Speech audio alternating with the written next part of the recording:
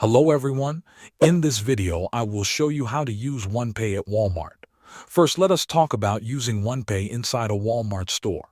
Before you go to the store, make sure you have the Onepay app installed on your phone. Log into your account and make sure your payment method is already added. When you are ready to pay at the register, take out your phone and open the Onepay app. On the home screen, select the option that says Scan to Pay. The app will open your phone camera. Now look at the register screen. You will see a QR code displayed by Walmart. Hold your phone steady and scan the QR code with the app.